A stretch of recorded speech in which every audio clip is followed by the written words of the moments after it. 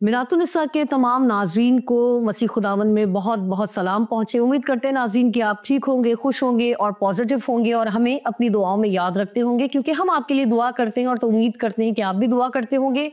हमेशा खुश रहें, खुदावंद में शादमान रहें और हमें हमेशा अपनी दुआओं में याद रखें, ताकि हम आपके साथ मिलकर और आपके लिए मजीद बेहतरीन प्रोग्राम तरतीब दे सकें, आपके साथ शेयर कर सकें, ताकि आप भी बाबरकत हों और आपके वसीले दूसरे लोग भी बाबरकत हों। नाज़रीन, इससे पहले कि आगे बढ़ूं, सिस्टर रुबीना खान को वेलकम करते हैं। Sister, thank you so much कि आप एक बार फिर से तमाम मसरूफियात को एक साइड पे रख के हमारे साथ मौजूद होती हैं। खुदावंद आपको बहुत बरकत दे और अपने जलाल के लिए कसरत से इस्तेमाल करें। थैंक यू शहीना, खुदावंद आपको भी बहुत बरकत दे। नाज़रीन, गुज़िश्ता प्रोग्राम में हमने बात की थी कि आप क्या देखते हैं, और ये चौथा प्रोग्राम आपके साथ शेयर करने लगे हैं, क्योंकि यकीन करेंगे खुदा के कलाम में इस कदर देखने के हवाले से बात की गई है। क्योंकि खुदा चाहता है कि आप क्या देखते हैं और क्या देखना चाहिए, और खुदा क्या चाहता है कि आप देखें। हमारी इंसानी आंखें होते हुए, दुनिया में रहते हुए, हम अपनी मर्जी करना चाहते हैं, और ये एक इंसानी रविश है जिससे शायद कोई इंसान बाज ना रह सके। मगर जब खुदा का पाक रूह आपको गाइड करता है, तो फिर आप खुदा के ताबे होते हैं और वही कुछ देखना शुरू करते हैं, और आप इतने ज्यादा मुस्तकिल मिजाज हो जाते हैं, खुदावन में इतने मजबूत हो जाते हैं कि आप दुनियावी चीजों को देखते हुए भी उसको फोकस नहीं कर पाते। क्योंकि खुदावन में आप मजबूत हो चुके होते हैं। और इस प्रोग्राम का यही मकसद है कि आप खुदावन में मजबूत हो और वो देखना शुरू करें जो खुदा चाहता है कि आप देखें। आज भी इसी हवाले से बात करेंगे, तो मैं चाहूंगी कि सिस्टर रुबीना प्लीज इसी को कंटिन्यू करते हुए जरूर आप बताएं कि आज हम क्या देखते हैं और आज हम क्या देखना चाहते हैं और खुदा का कलाम क्या कहता है। आज शहीना, जिस तरह हमने पिछले प्रोग्राम में यूसुफ को शेयर किया कि वो ख्वाब देख रहा था और वो देखने से हटा नहीं, और खुदावन ने उसको बरकत दी और तरक्की पर लेके गया। आज हम ये देखेंगे यूसुफ के बाप बुजुर्ग याकूब को कि वो उसने क्या देखा। तो इसके लिए हम शेयर करेंगे पैदाइश 33 बाब की पहली आयत। आप पढ़ेंगे? आप ठीक है। और याकूब ने अपनी आंखें उठाकर नज़र की और क्या देखता है कि 400 आदमी 400 आदमी लिए हुए चला आ रहा है। तब उसने लिया और राखेल और दोनों लौंडियों के बच्चों को बांट दिया। अब हम यहाँ पे ये देख रहे हैं कि याकूब ने अपनी आंखें उठाकर जब देखा है और उसने यीशु को देखा है जो 400 लोग लेकर अपने साथ आया है। और अब हम पढ़ लेते हैं ज़रा, ताकि हमें वजाहत से पता लग जाए कि कलाम हमें क्या सिखा रहा है। 32 बाब है और उसके 6 आयत से मैं पढ़ूंगी। बस कासिद याकूब के पास लौट कर आए और कहने लगे, हम तेरे भाई यीशु के पास गए थे, वो 400 आदमियों को साथ लिए तेरी मुलाकात को आ रहा है। तब याकूब निहायत डर गया और परेशान हुआ, और उसने अपने साथ के लोगों और भेड़ बकरियों और गाय बैलों और ऊँटों के 2 गौल किए, और सोचा कि अगर यीशु एक गौल पर आ पड़े और उसे मारे तो दूसरा गौल बचकर भाग जाएगा। तो हम देखते हैं कि 32 बाब जो है उसमें हमें बुजुर्ग याकूब डरा हुआ लग रहा है, और वो देख रहा है कि जब उसने अपने कासिद भेजे हैं तो उसके कासिदों ने जब आके उसको बताया ना कि तेरा भाई यीशु जो है वो 400 लोग लेकर तुझे मिलने के लिए आ रहा है। अगर हम दुनियावी तौर पे भी देखें कि भाई से मिलने के लिए 400 लोगों को नहीं लेकर आएगा। और फिर लिखा भी है कि याकूब जो है वो निहायत डर गया और परेशान हुआ। उसने अपने साथ के लोगों को बता दिया कि ये तो जाहिर सी बात है कि मैं जिस तरह से अपने घर से भागा हूँ और जिस तरह से मैंने अपने भाई की बरकत ली है बकौल लोगों के, लेकिन बरकत तो उसी की थी जिस तरह हम सीखते भी हैं। और फिर वो उसके दिल में डर आ गया है कि मेरा भाई जो यीशु है ना, अब वो मुझे मारेगा या मेरे बच्चों को या मेरे सारी चीज़ों को नुकसान पहुंचाएगा। अब आप देखें कि वो डर की वजह से ना तो वो बड़े मंसूबे बना रहा है, और फिर वो कहता है कि आप जाके ना मेरे भाई को एक पैगाम दो। और उसको ना खुदावंद बोलने लग गया कि उनको कहना कि तेरा भाई अपने खुदावन के लिए हदिये पेश कर रहा है, और वो ना उसके लिए काफ़ी सारे, अपने भाई यीशु के लिए ना काफ़ी सारे हदिये बेचता है कि जाओ जाके उसको बताओ कि मैंने तेरे लिए हदिये भेजे हैं, कि ताकि उसका दिल नरम हो, क्योंकि वो अपने अंदर में डरा हुआ है और अपने अंदर में उसको ये है कि अगर मैं अपने भाई से मिल गया और वो मुझ पे चढ़ाई करेगा तो मेरी तो बहुत सारी चीज़ें हैं। मेरे तो बीवी बच्चे हैं, उनको दरअसल उसको अपनी भी फिक्र थी और अपने बीवी बच्चों की भी फिक्र थी। आपको पता है, डर हमसे ना बहुत सारे उल्टे सीधे काम करवा देता है। बिल्कुल। और फिर इसी डर में जब वो आगे बढ़ रहा है, जा रहा है, अब उसकी रफ्तार थोड़ी स्लो भी हो गई है और फिर वो इंतज़ाम करने लग गया है। उसने सबसे पहले अपनी लौंडियों को रखा और उसके बच्चों को रखा, फिर उसने लिया को रखा, एंड में उसने अपनी जो पसंदीदा वाइफ थी राखल को रखा और यूसुफ को रखा है। वो तरतीब अपनी बना रहा है। हम अक्सर अपनी तरतीब बनाते हैं, मगर खुदा की तरतीब ना बड़ी ज़बरदस्त होती है। खुदा ने इस सारी चीज़ों से में से उसको गुजारा है ताकि ये डर और खौफ उसके अंदर से जाए।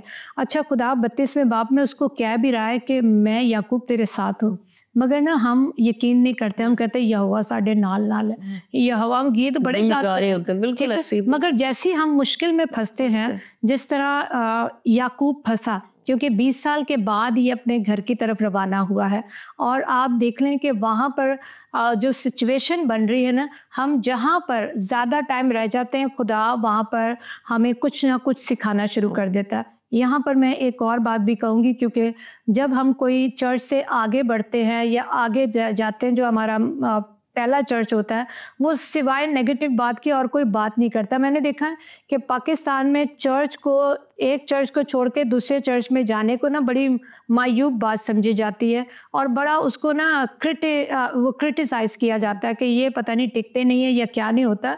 लेकिन मैं आपके प्रोग्राम के तवज्जुह से बता दूं कि ये खुदा की मर्ज़ी होती है। जब तक खुदा आपको एक जगह पे रखता है, वो खुदा की मर्ज़ी है, वहाँ पे आपका काम पूरा होता है, खुदा आपको आगे लेके जाता है।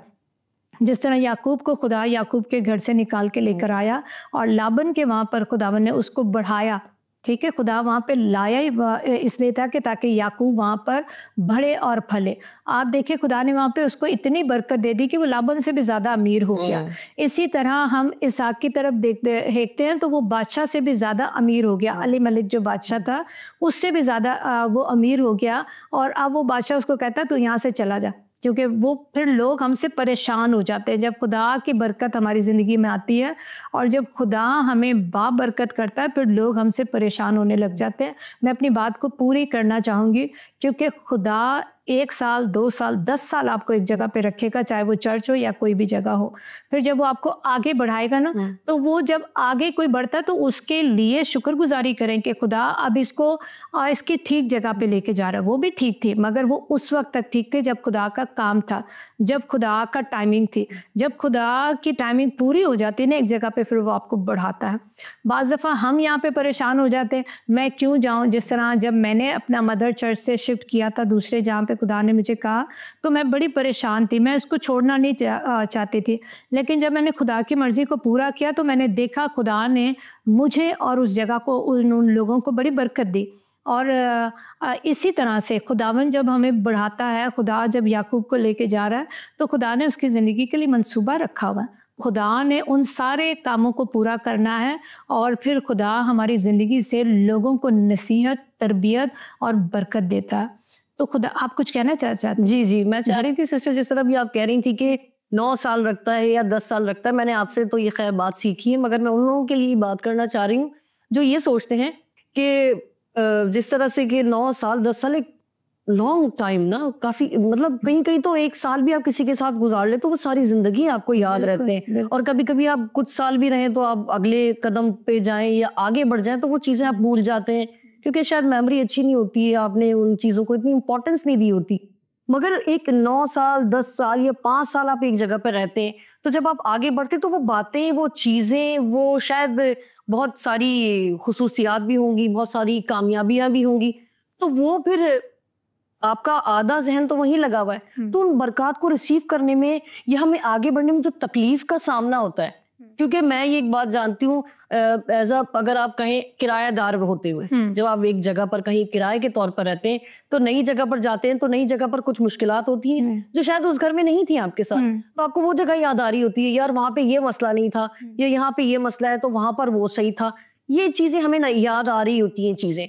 तो मैं ये जानना चाहती हूँ कि जब हम आगे बढ़ते हैं और जब तब्दीली का वक्त होता है ना, तो वो बहुत आसान नहीं होता। चेंजेस जब आपकी लाइफ में आती हैं तो बहुत सारी चेंजेस एक्सेप्ट करना ना बहुत मुश्किल होता है। उन पर कैसे गालिब आया जाए, या उनको कैसे जो है अपने लिए आसान किया जाए, या उसमें से गुजरने के लिए कोई आसान तरीका है तो प्लीज़ शेयर करें। ठीक है शहीना, जो सवाल आपने किया ना, वो उसमें से ना मुझे खुदा बड़े आराम के साथ गुजारता है।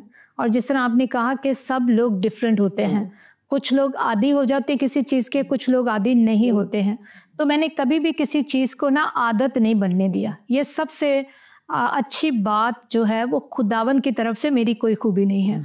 तो मैं कभी भी किसी चीज़ की ना आदी नहीं होती हूँ। लेकिन जिस तरह मैंने आपको कहा कि वो जो चर्च, जो मेरा मदर चर्च था, उसको छोड़ने में मुझे बहुत तकलीफ़ हुई। ठीक है, 10 साल का अरसा था और छोड़ते छोड़ते भी मुझे 2 से ढाई साल लगे। खुदावन मुझे कहता था जाना है और मैं कहती थी नहीं। फिर एक दफ़ा तो ऐसे हुआ कि खुदावन ने मुझे वो पास्टर ही दिखा दिया कि यहाँ पे जाना है। उनसे मैं टच में रहती थी, लेकिन बहुत कभी जैसे कोई क्रूसेड्स होते थे उसके हवाले से। मगर फिर खुदा मुझे जब वहाँ पे लेके गया तो मुझे बड़े आराम के साथ खुदावन ने वहाँ पे सेटल किया और मुझे कोई मुश्किल नहीं हुई है। तो ये खुदावन की तरफ से होता है सारी चीज़ें, और तब्दीली जो है ना वो खुदा की तरफ से है। और जब हम कहते हैं ना खुदावन आपका शुक्र हो, और मैं आपको अपनी आदत बताऊं कि मैं जिस जगह को छोड़ती हूँ ना, जैसे अगर मैं किसी घर को छोड़ती हूँ तो फिर मुझे ना वहाँ से गुजरना भी पसंद नहीं होता कि मैं वहाँ से चली जाऊँ। मगर मेरे शौहर हैं, उनको बड़ा शौक होता है कि उस गली में से गुजरें, वहाँ से गुजरें, बिल्कुल मेरी तरह। देखें। हाँ, लेकिन मुझे नहीं होता। मैं कहती खान क्या करना उसका, अब हमने क्या देखना ना, मगर उनको शौक होता है। तो आप देख लें, हम दोनों मियाँ बीवी हैं, लेकिन हमारी सोच बिल्कुल डिफरेंट है। तो वो कहते हैं कि आपको बहुत आसान लगता है ना, तो मुझे बहुत मुश्किल लगता है। तो सबकी वो डिफरेंट बात है ना। अब आप इसको अगर हम देखते हैं तो लाबन को भी याकूब की आदत हो गई थी, क्योंकि लाबन के लिए जो याकूब था ना प्रॉफिट था, क्योंकि उसकी उतनी मालो दौलत नहीं थी। जब याकूब आया ना तो उसके पास भी भेड़ बकरियां बढ़ने शुरू हो गई। और फिर हम देखते हैं कि बुजुर्ग याकूब कितने ईमानदार थे कि खुदा ने लाबन से भी ज़्यादा उनको बरकत दी है। और जब वो बढ़ गए हैं तो फिर खुदा एक दफ़ा कहता है कि तुझे वापस आना है, ठीक है, अपनी जगह पर तुझे आना है वापस। और जब जाना है ना तो वो डर और खौफ, आपको पता है जब हमने जाना होता है तो डर और खौफ आ जाता है। यहाँ पे तो मेरी इतनी सैलरी है, आगे पता नहीं क्या होगी, आगे माहौल कैसा होगा, किस तरह के लोग होंगे। मगर खुदावन सारी सिचुएशंस पे ना हमें गलबा डालने की कुदरत देता है। जिस तरह कलाम में लिखा है, खुदा के रूह से तुम दुनिया पर मगलूब होगे। दुनिया की ख्वाहिशों पर, दुनिया की चीज़ों पर खुदा ही हमें फ़तहमंद कर सकता है। खुदा के बगैर हम लोग कुछ भी नहीं कर सकते। हमारा तो किसी जगह से निकलना ही मुहाल है, किसी रिलेशन में से निकलना मुहाल है कि ये तो बहन मेरे लिए बहुत अच्छी है, ये तो भाई मेरे लिए बहुत अच्छा है। या जिस तरह लड़का लड़की की मोहब्बत है, वो रिलेशन में से नहीं निकल पाते, जानते हुए भी कि आगे हमारा कोई फ्यूचर नहीं है। मगर ये क्यों वो निकल नहीं पाते? क्योंकि कलाम में लिखा जो आदमियों से नहीं हो सकता वो खुदावन से हो सकता है। बिल्कुल मैंने इस कलाम को ना यहाँ पर लिखा हुआ है कि जो मुझसे नहीं हो सकता खुदा तो वो कर सकता है। मेरी ज़िंदगी में कोई छोटे से छोटा भी काम होता है ना तो मैं खुदावन से मदद मांगती, क्योंकि मुझे पता है मैं नहीं कर सकती हूँ। तो फिर वो खुदा इतनी ज़बरदस्त तरीके से मुझे वो मदद और रहनुमाई हासिल होती है कि मैं आपको बता नहीं सकती। फिर मुझे करने में बिल्कुल भी मुश्किल नहीं होती। अब हम देखते हैं कि ये किस तरह से उसके प्रेशर में है और यहाँ पे वो बहुत डरा हुआ है। एक वक्त आता है कि वो सारी चीज़ों को तरतीब देता है। और फिर यहाँ पर लिखा है कि खुदा ने ना फिर उसको अकेला किया है। हम अकेला रहना पसंद नहीं करते, हम अकेला होना पसंद नहीं करते। कोई ना कोई चीज़ हमारे साथ होती है। जिस तरह बाप अब्राहम को खुदावन ने कहा कि निकला अपने नातेदारों से, अपनी बीवी को ले, मगर वो लूत को लेकर आ गए।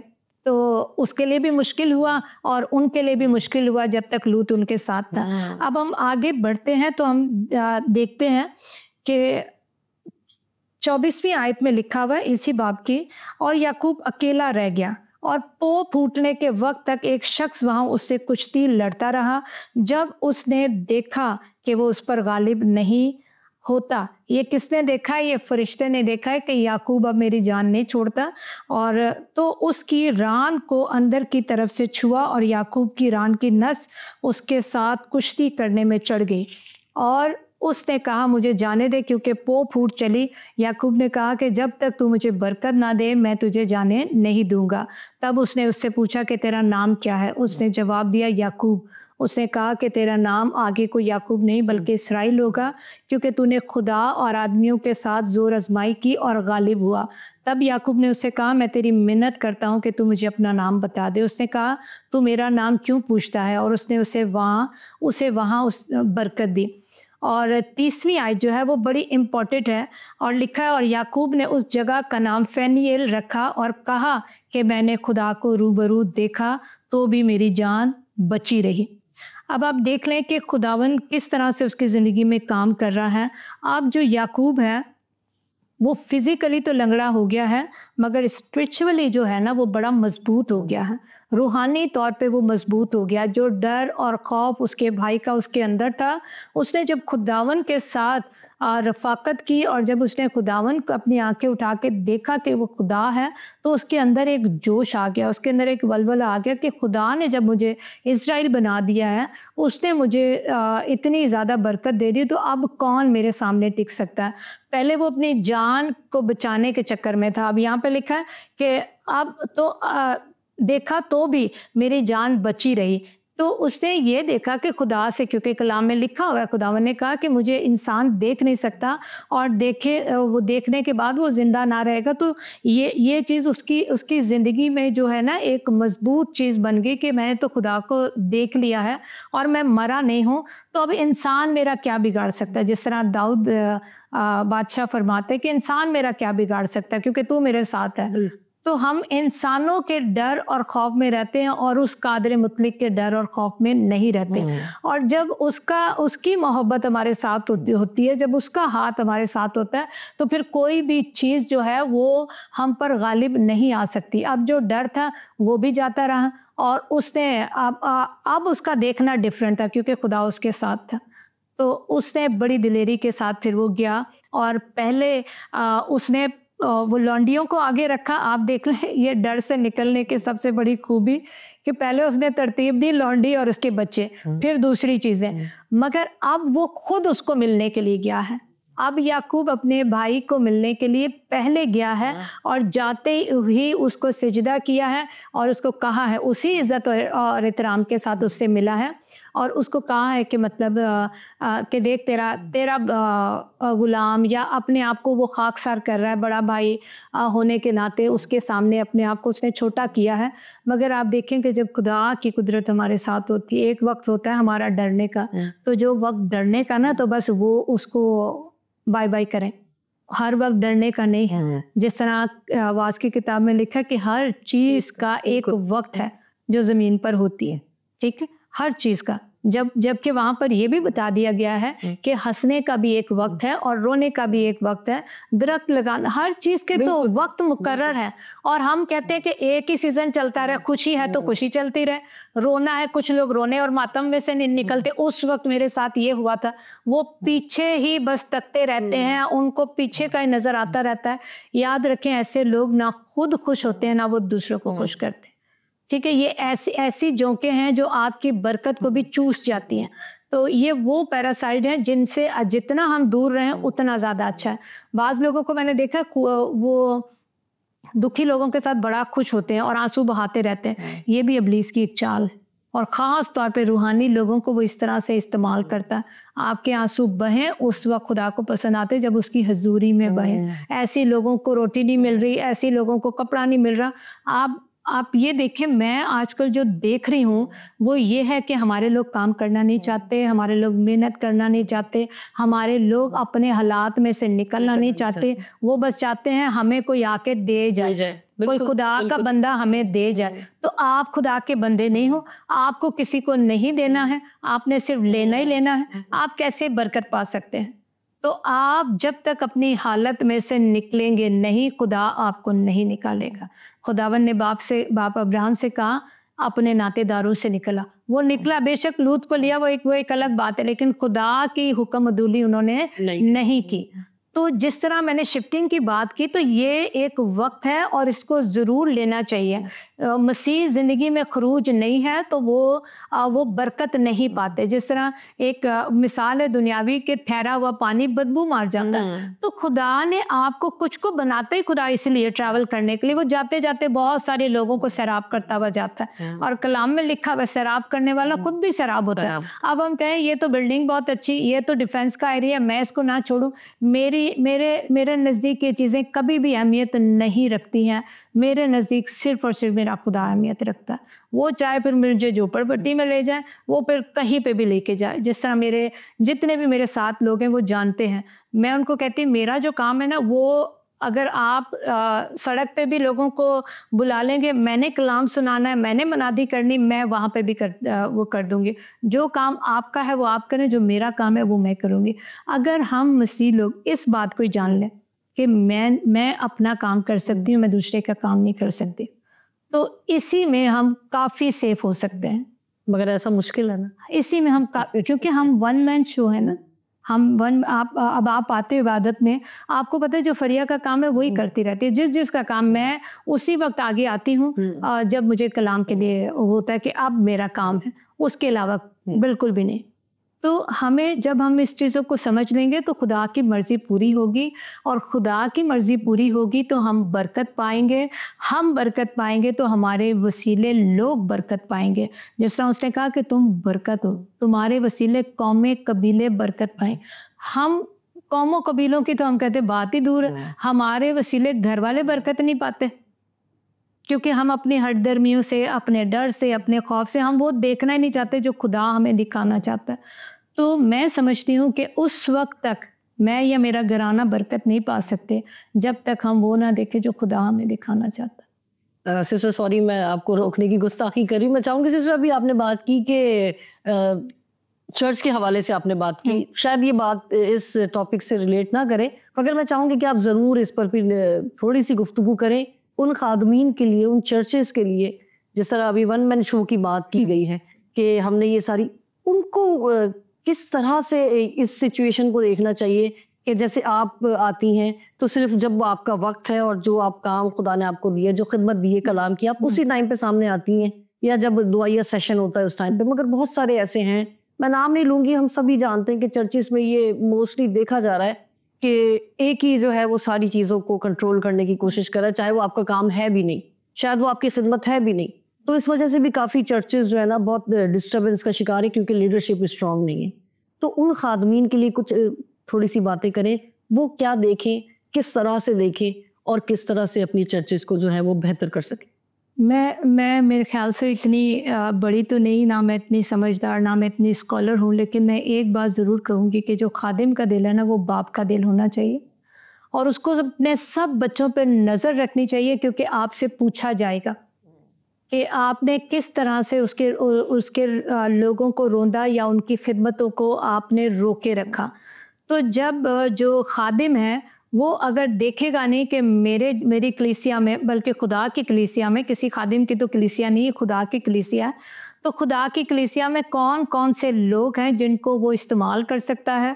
और फिर अक्सर जो ये है कि एक ही किसी पे बोझ डाल दिया जाता है, और फिर जब वो एक ही जो होता है, जो चाहे मैं उसको बोलने में बिल्कुल भी नहीं एक बात महसूस करूँगी कि जो फेवरेट होता है, ठीक है, तो जो फेवरेट होता है उस पर फिर ज़्यादा बोझ डाल दिया जाता है, वो बोझ आने की वजह से वो उल्टे सीधे काम करता है और कलीसिया को बिगाड़ का सबब बनता है। अब खादिम को इतना ज़्यादा पता भी नहीं होता, जो वो बीच वाला बंदा होता है वही सारी चीज़ें या खबरें बता रहा होता है।